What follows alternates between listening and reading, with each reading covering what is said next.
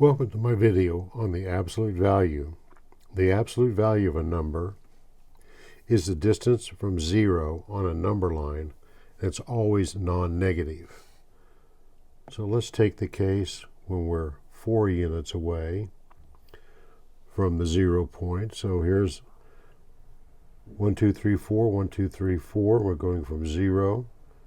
So that's going to be 4 units, and that's going to be 4 units. But in this case, we're going from -4 to 0. In this case, we're going 0 to 4. They both have the same absolute value, -4 direction or +4. And we make an absolute value. We're trying to take the absolute value by putting these two bars around it. So a simple example would be like -1. The absolute value is equal to 1. And then the absolute value of minus x is just equal to x. Or the absolute value of 2.5 is just equal to 2.5. It's always non-negative. Okay, some properties of the absolute value function. First one is going to be the absolute value of x is always greater than or equal to 0. It's always non-negative. The absolute value of -1 is just equal to 1. And the second property here is the absolute value of x is equal to -x. So a number and its opposite have the same value. And just like we saw in this example right here, the absolute value of -1 is equal to 1.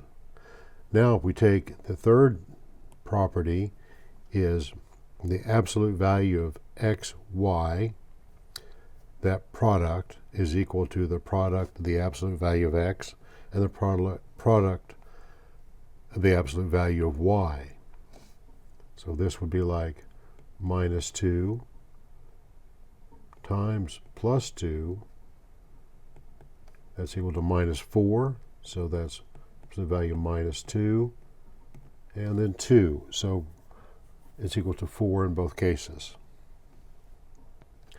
Now the fourth property is got to do with the absolute value of a quotient equals the quotient of the absolute value. So if we take the example here of -2 divided by 2, that's equal to the absolute value of -2 divided by 2. And that's just 2 divided by 2, that's equal to 1. And the caveat here is y cannot be equal to 0. Things blow up and that becomes a problem. So the fifth property here has got to do with, is actually called the triangular inequality. The sum of two real numbers, the absolute value, is less than or equal to the sum of the individual numbers. And the issue there becomes if you have like a negative number.